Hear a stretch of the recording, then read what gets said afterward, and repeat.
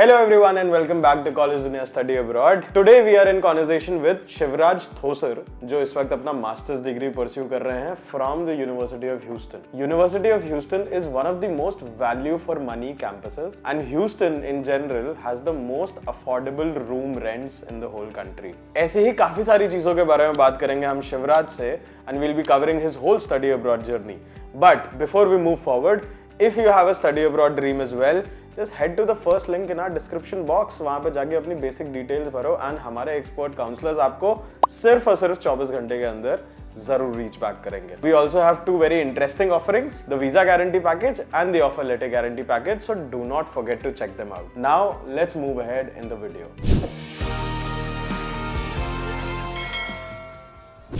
Hi Shivraj, how are you doing? How's it going? Hi Swapnil, thank you for inviting me over here. Shivraj, can you give us a small intro about yourself? Yeah, actually I'm doing my master's in construction management. I have previously done my undergrad in BE Civil Engineering, and obviously for coming here I had my GRE and TOEFL. So my GRE score was like 300 and my TOEFL score was 90. Okay, so you scored a 300 GRE score, right? And GRE के लिए exam prep कैसे कर रहे थे? GRE के लिए exam, it was a bit complicated because I was also working at the time. So I managed my time accordingly and थोड़ा मेरा bonds चल रहा था and side by side verbal as well. So yeah. अच्छा, so कितने घंटे per day, कितने घंटे एक aspirant को पढ़ना चाहिए for GRE? Per day जिसको out of चाहिए उसको तो पढ़ना ही चाहिए ज़्यादा. लेकिन I was like 2 hours थोड़ा करता था आके 2 hours पढ़ता था मैं तो. You were dedicating 2 hours daily? Yeah. Not daily, like 4 days a week. चल ठीक है, okay. I was managing the most. Okay, so मतलब मोटा मोटा 8 से 10 घंटे एक हफ्ते में देने ही देना है for GRE exam prep if you have to score a 300 or a 300 plus score, right? Yeah, so if you want to go 310 plus, maybe add like 5 to 6 hours more in it, but you could do it. अभी 300 GRE score आ गया है, TOEFL में 90 आ गया है, तो मुझे जल्दी से ये बताओ यार, तुमने कौन से यूनिवर्सिटीज में एप्लीकेशन फाइल करी थी, कहाँ से एक्सेप्ट्स आए, कहाँ से रिजेक्ट्स आए? So मैंने 4 यूनिवर्सिटीज में अप्लाई किया था, University of Houston, Arizona State, University of Texas at Arlington and the last was University of Colorado Denver. तो मुझे एक रिजेक्ट आया एंड 3 एडमिट्स आए. So Arizona State University. अच्छा, ओके. बाकी हर जगह से एक्सेप्ट्स था? या बाकी से एक्सेप्ट आया. या what do you think Arizona State university ने क्यों रिजेक्ट करी तुम्हारी profile? Actually the reason was my TOEFL was a bit low, so they wanted at least 95 and I got 90. So उधर थोड़ा issue हो गया रहेगा. अच्छा, okay. And then out of all these 3 universities, why did you choose University of Houston? Yeah, so actually मेरा last choice था Texas Arlington और Houston में, बट मैंने थोड़ा का रिसर्च किया तो it was like the government public funding was more for Houston as well as the ranking was better in 2 to 3 websites, और अर्लिंगटन का फीस भी ज्यादा था थोड़ा, तो आई ऑप्टेड फॉर ह्यूस्टन. अच्छा, ओके, ठीक है. I want to come a couple of steps back now. ये स्टडी अब्रॉड के बारे में कब सोचा, and studying in US specifically कब सोचा और क्यों सोचा? एक्चुअली बचपन से मेरा सपना था कि I literally wanted to join the army, but I knew it was not possible. But my love for the army is great, but I started thinking about abroad in maybe end of the first year in undergrad, and US का second year में सोचा. पहले तो थोड़ा Canada कर लूं या Australia कर लूं ऐसा सोच रहा था, लेकिन I then finalised for US. अच्छा, ओके. तो कनाडा, ऑस्ट्रेलिया ये सब क्यों डिच करा?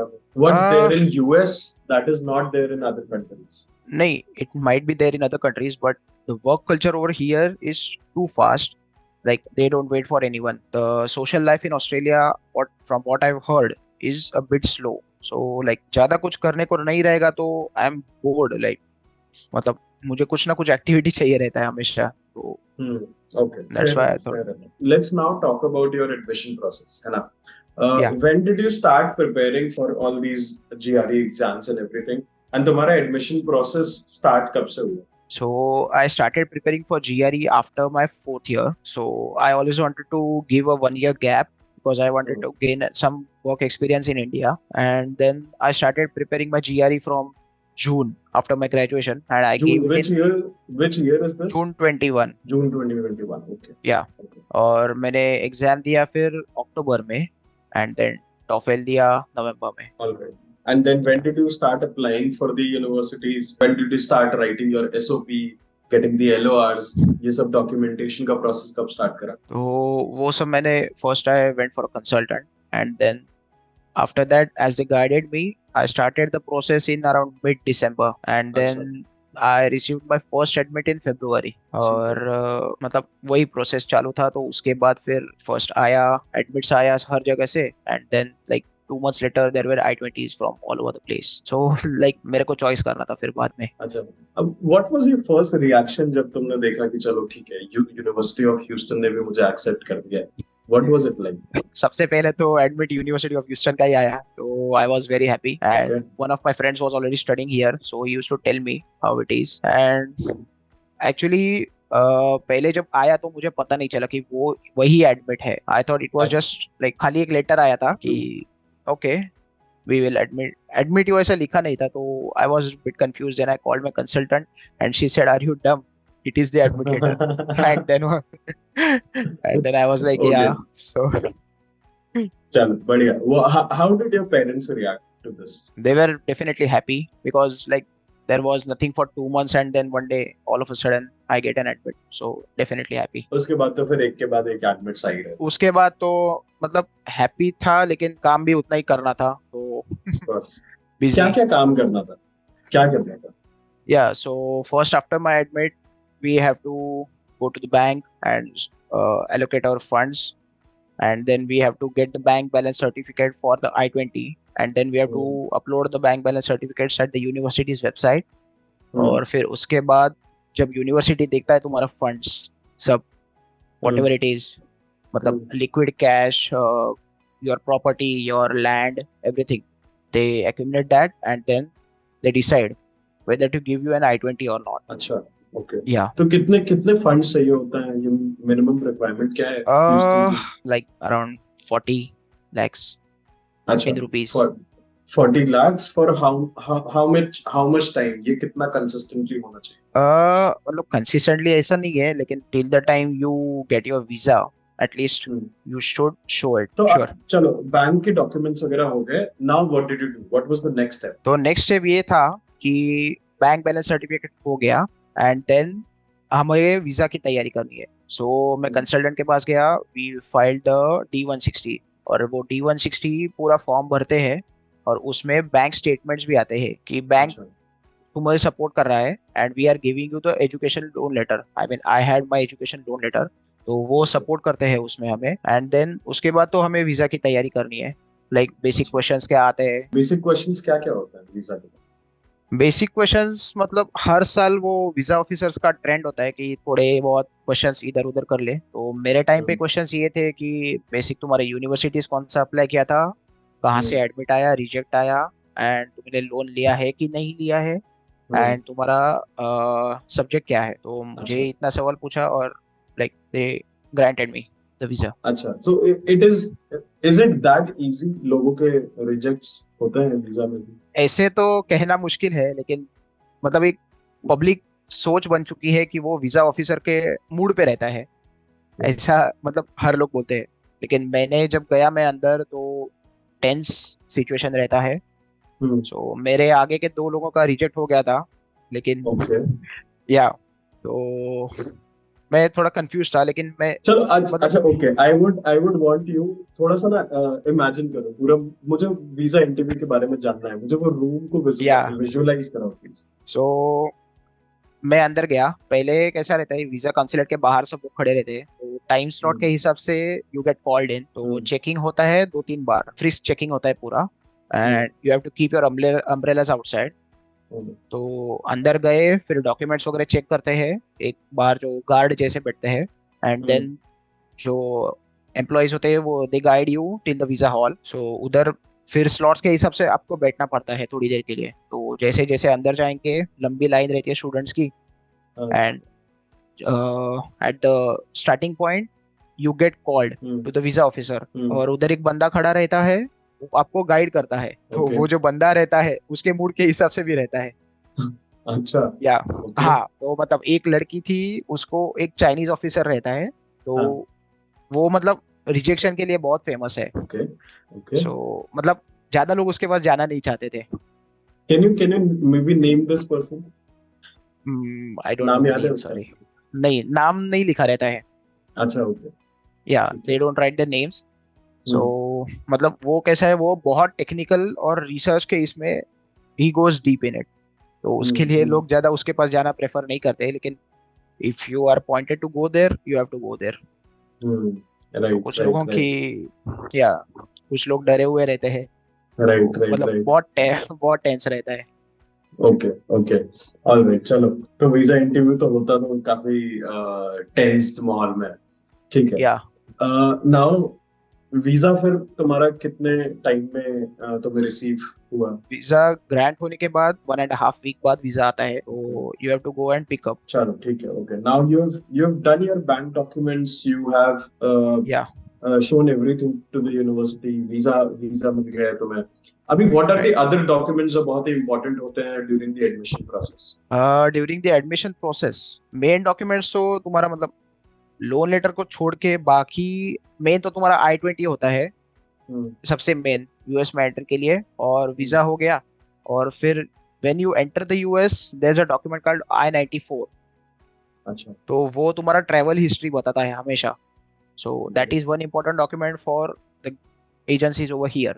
तो बस इतना ही है, ज्यादा ऐसा ये नहीं है कुछ। तो अभी नाउ try imagining कि this is your first time, this is your first day, and right. तुम University या of Houston के जस्ट सामने एकदम खड़े हो.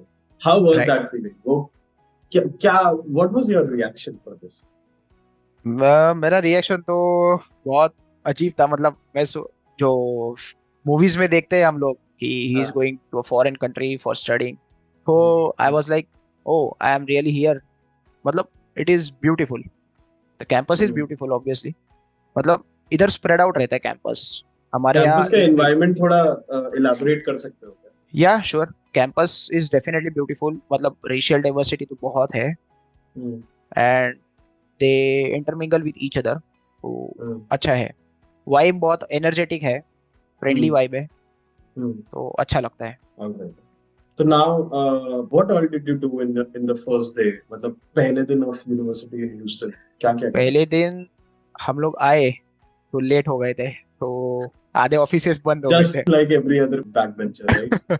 या हम लोग जब आए, मेन सेकंड डे आए, फिर पहले हमारे इधर जो बैंक है चेज, तो I got my account open, और उसके बाद हम लोग को स्टूडेंट आईडी कार्ड मिला और मेट्रो कार्ड मिला, जो इधर स्टूडेंट्स को मिलता है for travelling through metros.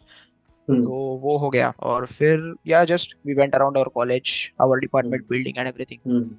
Okay. बस ठीक है. Now, because we are talking about your university only, let's also talk about your batch in specific. अपने batch के बारे में कुछ बताओ. How is the diversity in your batch? Diversity तो इतना नहीं है, मतलब वो बैच कोर्सेज के हिसाब से डिफाइन होता है। तो मेरे 3 कोर्सेज थे, तो मोस्टली तो इंडियंस ही है, सब हमारे लोग ही है।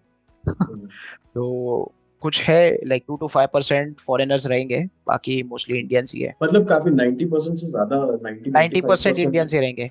या अच्छा, okay. Definitely. Is that a good thing or is that a bad thing for you?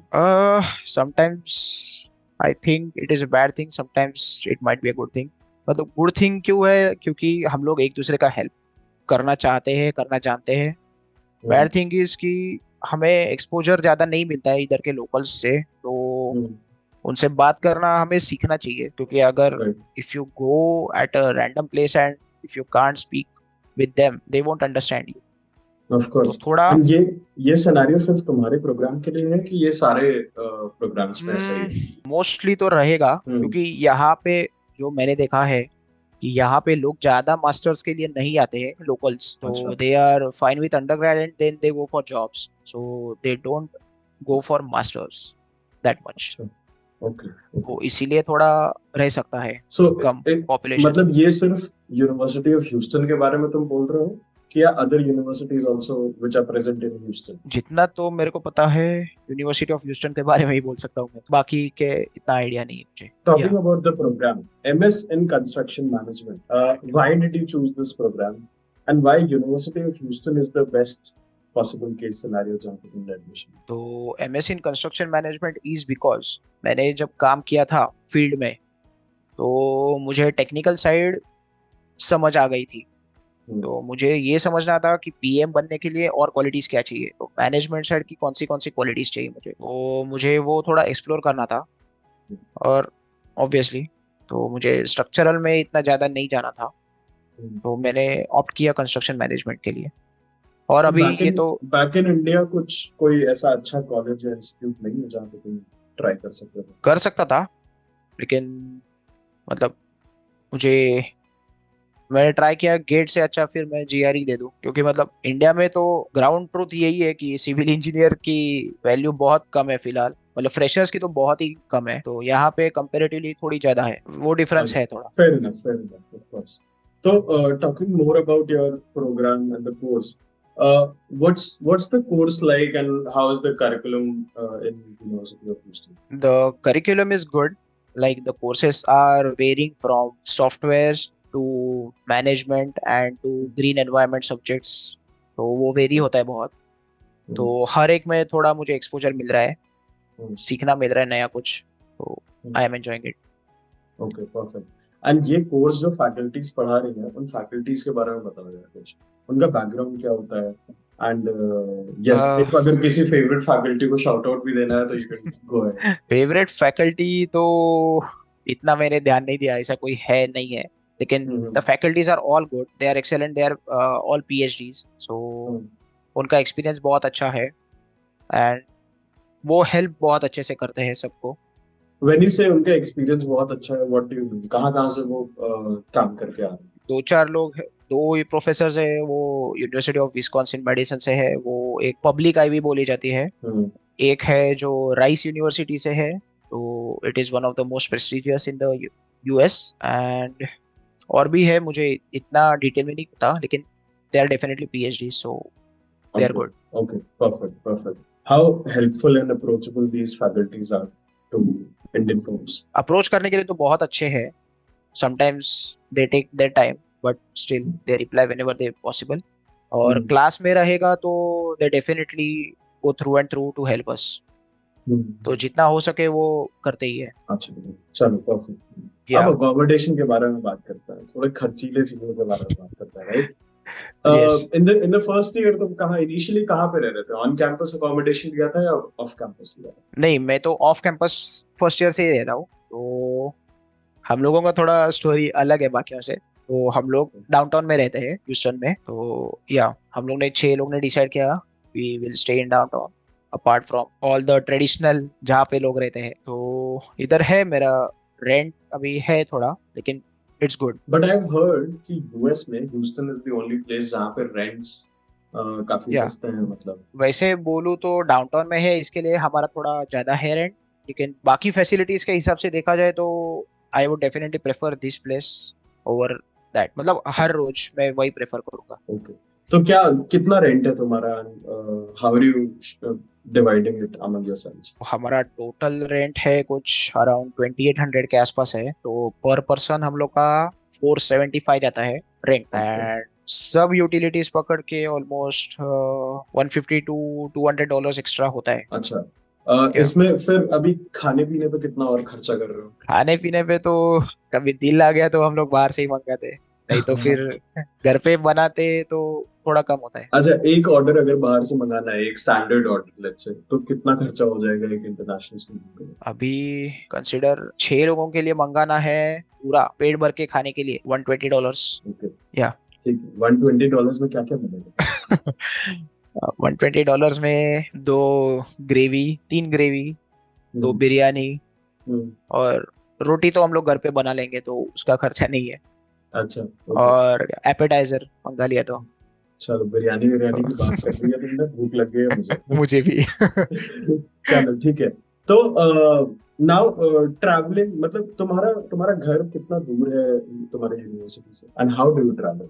सो मैं डाउनटाउन में रहता हूँ, इसके लिए मेरे पास सेवरल रूट्स है ट्रैवल करने के लिए, लाइक 4 to 5 डिफरेंट रूट्स है। तो हम लोग बेसिकली मेट्रो यूज करते हैं। यहाँ पे ह्यूस्टन मेट्रो है, हमारा मुंबई मेट्रो है, लेकिन ये लिमिटेड डिस्टेंस के लिए खाली, तो यूनिवर्सिटी तक जाता है, तो दैट इज गुड। अच्छा। या फिर पब्लिक बस भी है, 2-4 रूट्स है यूनिवर्सिटी जाने के लिए, तो हमें थोड़ा इजी है ट्रांजिट के लिए, वो अच्छा पड़ता है। मेट्रो से रोज ट्रैवल करते हो, खर्चा कितना आता है तुम्हारा? मेट्रो से ट्रैवल करने में कम खर्चा है, क्योंकि हमारे पास तो स्टूडेंट कार्ड है, तो हमें 50% डिस्काउंट में आता है। तो पर राइड तुम्हारा $1.25 है, $1.25, तो हमें वो 60 सेंट्स में होता है काम। इफ अगर हम on campus end off campus accommodation को कंपेयर करें, चीपर ऑप्शन क्या है? Off campus.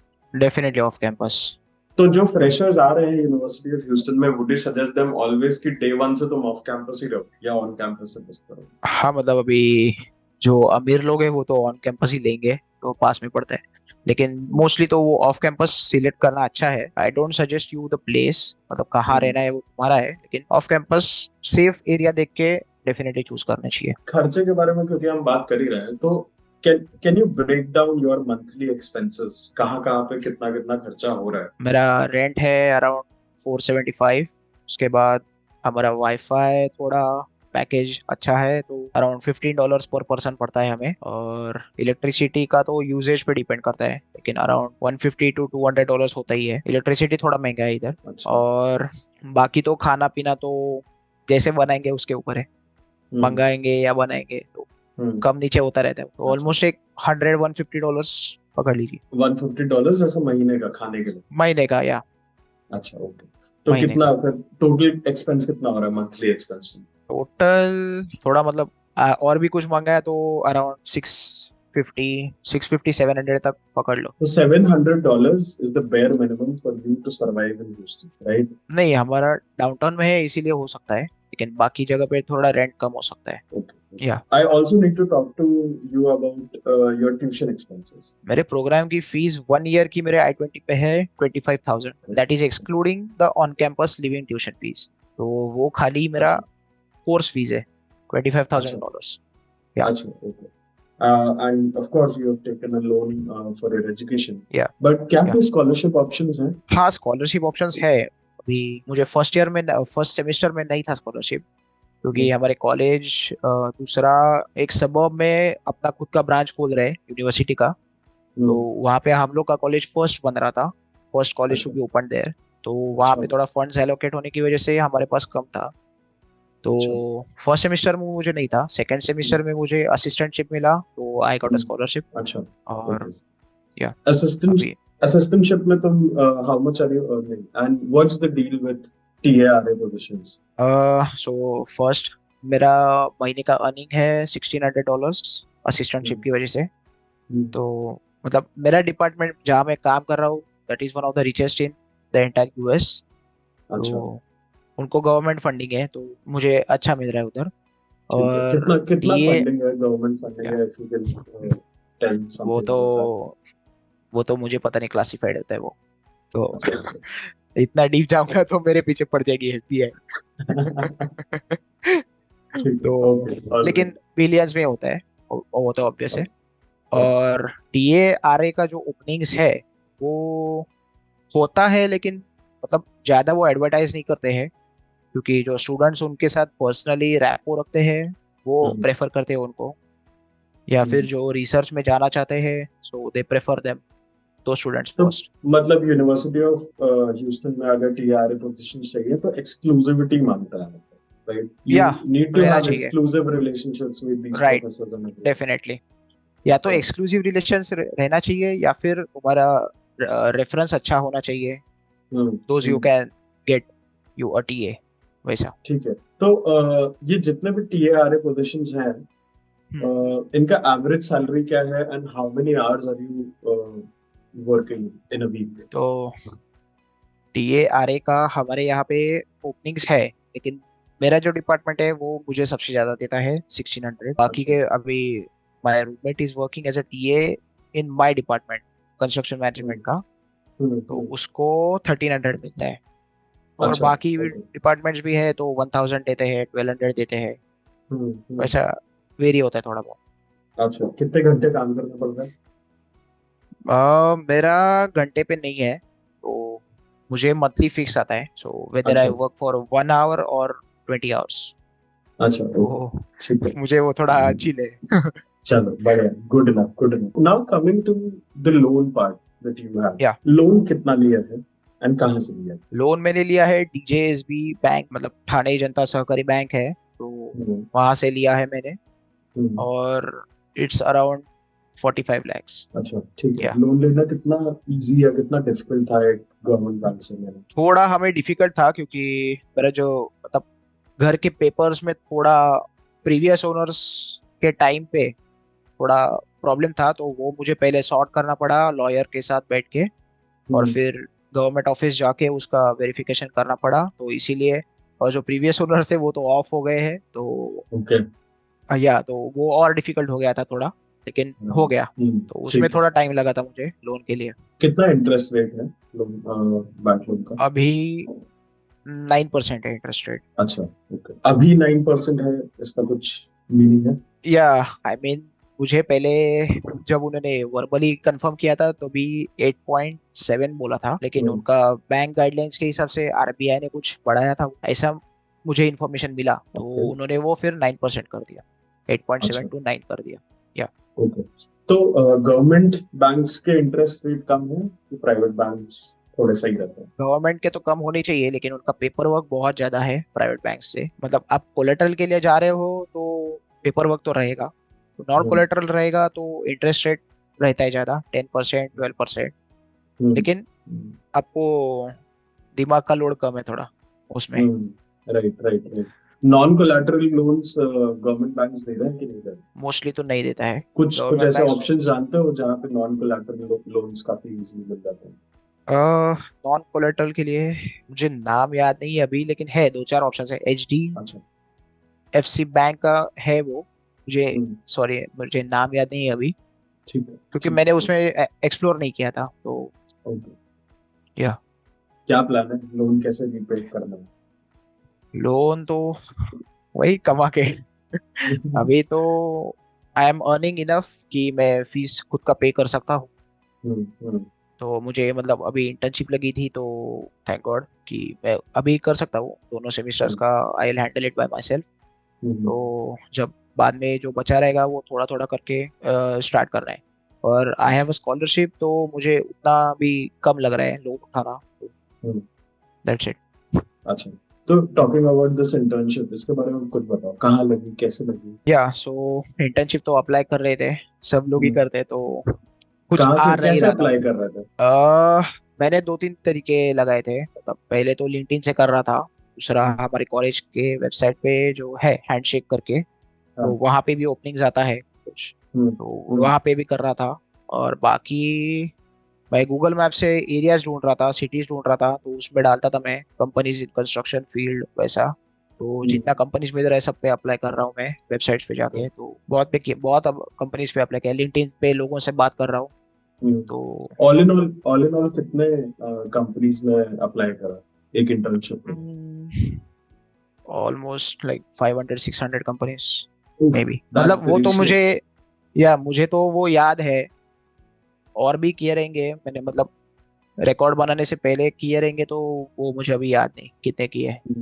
Six back in hundred तो इंडिया मुझे याद। बैक इन इंडिया इंटर्नशिप्स लेना is very simple and but ये पूरा वहाँ सिचुएशन चेंज हो जाता है when you are in US और इन अ फॉरेन कंट्री। या डेफिनेटली, क्या मतलब सिचुएशन है ये, लोग कंपनीज इंटरनेशनल स्टूडेंट्स को इतना प्रेफर क्यों नहीं करती? इंटरनेशनल स्टूडेंट्स को वो प्रेफर नहीं करते, क्योंकि मतलब कुछ कुछ जगह पे रेसिज्म आ सकता है, मैं इतना डीप में नहीं जाना चाहता उसमें, हम्म, लेकिन वो प्रेफर करते कि will promote our own students, हमारे जो लोकल्स है उनको पढ़ाएंगे, उनको एक्सपीरियंस देंगे, तो हम्म, वो अच्छा रहता है। क्योंकि हम्म, उनको अभी एक हो गया है कि इंडियंस हर जगह से आ रहे हैं और हमसे ज्यादा बेटर कमा रहे हैं, तो थोड़ा जेलेसी टाइप्स राइट हो सकता है right mindset. Right right right. तो यूनिवर्सिटी ऑफ ह्यूस्टन कुछ हेल्प करता है इंटर्नशिप्स के लिए? यूनि इधर का सिस्टम ऐसा है कि the university does not help you, like personally हर एक को हेल्प तो नहीं कर सकता वो। तो इधर करियर फेयर करके एक होता है, हमारे यहाँ पे जैसा कैंपस जॉब्स का एक आता है पूरा फेस्टिवल टाइप प्लेसमेंट आता है, प्लेसमेंट प्लेसमेंट प्लेसमेंट या फेस्टिवल आता है पूरा एकदम। या तो इधर करियर फेयर होता है, तो अच्छा। Each company sets up their own stalls. मतलब एक Okay. हॉल दिया जाता है, हर एक में स्टॉल लगाओ आप फेयर जैसा, हम्म। और फिर you have to go on your own और हर एक से बात करो, जिन आप पसंद आ रहे हैं या आपको उनका कंपनी अच्छा लग रहा है, आपको काम कर रहे हैं उनके साथ, तो you have to hmm. Go on your own और हर एक से बात कर लो। तो अच्छा। That is the case over here. तो इन करियर फेयर्स में तुम्हारे यूनिवर्सिटी ऑफ ह्यूस्टन की करियर फेयर में कितना फुटफॉल होता है, कितनी कंपनीज आ रही होती है? तो अभी हमारा फेब्रुवरी में करियर फेयर हुआ था, ऑलमोस्ट 150 कंपनीज आई थी। अच्छा।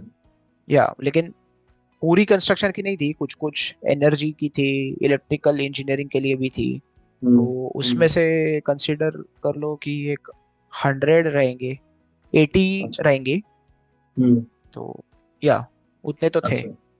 तो काफी कॉम्पिटिटिव भी होता होगा व्हेन यू आर बहुत इन करियर फेयर, क्योंकि लोगों से जा कॉम्पिटिटिव तो जाके बात करनी है, उनका अटेंशन चाहिए। वो तो है, लेकिन हर कंपनी में भी डिपेंड करता है कि वो हमारा केस में H1B करेंगे नहीं करेंगे।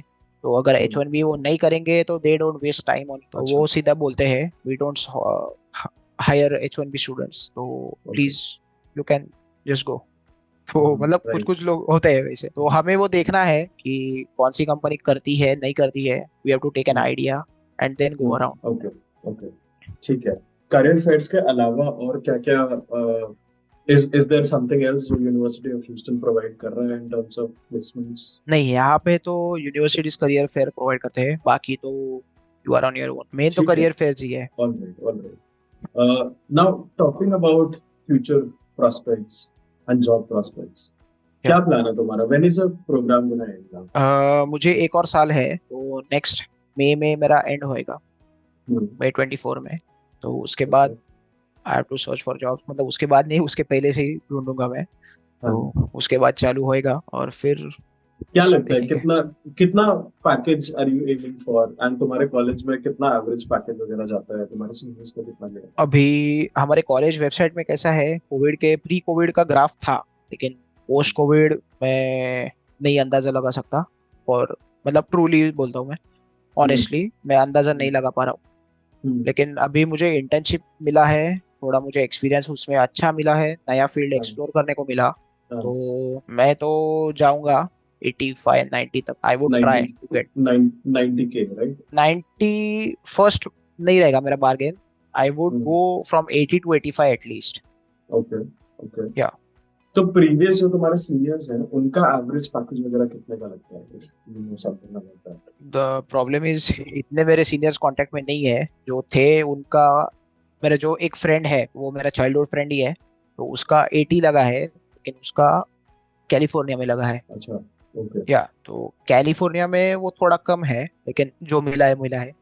बाकी लोगों का भी है राइट। 70, 80, 60, कुछ कुछ लोगों का थोड़ा कम भी है, लेकिन दे आर मैनेजिंग इट। क्या क्या पॉपुलर कंपनीज हैं जहाँ पे you might find a possible job? यहाँ पे ईपीसी करके एक टर्म है, that is engineering and procurement and construction. Okay ओके। वो कंपनीज जो है, that those are the biggest in the construction field. Okay, तो मतलब एक हो गया हेंजेल फिल्म्स करके एक कंपनी है, फ्लोर कॉरपोरेशन है, एंड एकॉम करके एक कंपनी है। So these are some of the biggest companies. तो इन कंपनीज में अगर जॉब चाहिए तो प्रोसेस क्या होना चाहिए एक इंटरनेशनल स्टूडेंट? इन कंपनीज में जॉब चाहिए तो प्रोसेस नहीं, पहले आपका पहचान होना चाहिए। अच्छा। नहीं यूएस में मतलब भी यूएस में भी ये नेपोटिज्म चलता है? चलता है, ओके। चलेगा। Alright, alright. इंटरनेशनल स्टूडेंट्स के लिए तो फिर काफी प्रॉब्लम की बात है, राइट? होते हैं, लेकिन मतलब the way you present yourself उस पे भी मिलते हैं जॉब्स, और आपका लक फैक्टर भी आता है कभी कभी। वो कुछ लोग मानते हैं नहीं मानते, वो ठीक है, लेकिन it definite plays a role, वो मेरा मानना है। प्रोग्राम एंड होने के बाद how long can you stay back in US? Program end होने के बाद मेरा प्लान है, लोन तो जितना जल्दी हो सके मुझे निकालना है। उसके बाद थोड़ा बहुत कमा के अराउंड 5 to 6 years में I want to go back. अच्छा, but why do you want to come back? मतलब इधर मुझे सबसे अच्छी चीज लगी वो है डॉलर का रेट. Of course, सबको डॉलर के रेट पसंद है अगर if you are in US. या नहीं मतलब मुझे फैमिली के बिना जमता नहीं है, तो रोज में मेरा बात तो होता ही है. सो वो एक हो गया. और मुझे इधर कैसा है, वीकडेज को इतना लो क्राउड रहता है. मुझे इंडिया में इतना आदत है क्राउड का, तो मुझे वो जमता नहीं है. मुझे शोर बहुत पसंद है. वो हसल बसल नहीं हसल, ना शायद. हाँ वो तो है ही, वो तो बहुत मिस कर रहा हूँ मैं. और फिर मतलब ज्यादा मुझे नहीं रहना. बेसिकली मैं बोल मेन रीजन ये है कि अगर डिसाइड कर लिया रहने का, तो इधर गन कल्चर जो है मुझे वो अच्छा नहीं लगता है. तो बेसिक रीजन. इंडियन स्टूडेंट्स के लिए कितना डेंजरस है ये पूरा गन कल्चर बना है. अभी कैसा है, उसमें दो एस्पेक्ट्स आते हैं. एक तो आप एरिया डिसाइड करते हो, और दूसरा आपका एटीट्यूड उनके साथ. जब कोई अगर आपसे बात कर रहे हैं तो वो आपको, if you smell trouble you have to be smart enough to get out of the situation. तो वो एक फैक्टर हो गया. और दूसरा आपका एरिया आप डिसाइड कर लो कहाँ पे रहना है. अगर कुछ शेडी एरियाज है ह्यूस्टन में, तो वो छोड़ के आप जहाँ पे रहते हो इतना नहीं है. लेकिन ऑब्वियसली वी डोंट नो, तो वो है. लेकिन बाकी अच्छा है वैसे. ठीक है. चलो, now we are coming to the almost we are coming to the end of the interview. Let's play a small rapid fire round with you. Are you ready, Shivraj? Yeah. Tell me one pro and one con of studying at the University of Houston. One pro is तुम्हें assignments practicals जब करना है तो you have to do it on your own. तो research अच्छे से करके करना है. और कॉन ये है कि तुम्हें बहुत फ्री टाइम मिलता है, तो यूटिलाइज इट वेल. और वही मतलब जो कॉन स्टडीज में नहीं आता है. Okay. One bad thing about your program. One bad thing is वो इतना recognized नहीं है जो होना चाहिए. प्रोफेसर्स बहुत अच्छे हैं, लेकिन it should be more recognized all over the country. अच्छा, okay. Now that you have told the bad thing, tell us the good thing as well about your program. One good thing. Good thing is तुम्हें exposure हर चीज में मिल रहा है. The subjects you choose are really diverse. So if you choose your subjects well, you will definitely do well. थोड़ा experience मिलने के बाद it's good. Okay. One thing that you would like to change about your university or your campus life? One thing I would do to change. अभी तो फिलहाल बहुत अच्छा है, लेकिन इंडियन स्टूडेंट्स को आप थोड़ा प्रमोट करो, बहुत अच्छा होएगा. और स्पोर्ट्स में ज्यादा थोड़ा दिखाओ एंट्रेंस. अच्छा, ओके, ठीक है. your favorite spot in University of Houston? Definitely student centre. वहाँ पे एनर्जी बहुत है, वाइब अच्छा है, हमेशा लोग रहते हैं, तो अच्छा, गेम्स भी खेल सकते हैं, तो अच्छा है. Okay, all right. Mumbai या Houston? Choose one. Which one is better? Mumbai. Any day Mumbai? Anytime, every day. Okay, all right. चलो, last question of this rapid fire round. Out of 10, try and rate your college. I would rate it 8. 8. ठीक है, all right. University of Houston has scored 8 out of 10 according to Shivraj. And yes, Shivraj, thank you so much for this whole conversation. You've been a great sport. It was lovely talking to you. And thank you so much for having me. I hope that you have a good life ahead. You have a good day ahead as well. And yes, this was fun. Do you want to add a final note or a final advice to the viewers? You don't have to be afraid of what I said. You are definitely welcome here. It is a different vibe over here, but once you visit Houston, you will definitely want to visit again. Okay, Shivraj, thank you so much, and all the very best. Thank you. Bye. So this was everything about Shivraj and his journey of studying in the US. If you liked the video, then do not forget to hit the like button, subscribe to our channel, and we'll be seeing you in the next video. Till then, this is Swapnil signing off. Bye.